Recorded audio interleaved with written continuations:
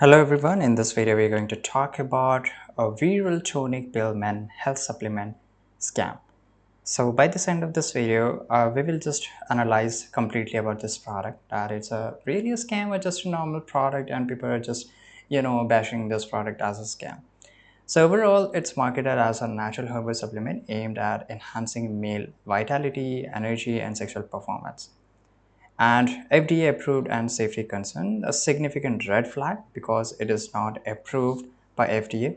The FDA has expressed cautious regarding many male enhancement, which you can read it from this website. I have mentioned it.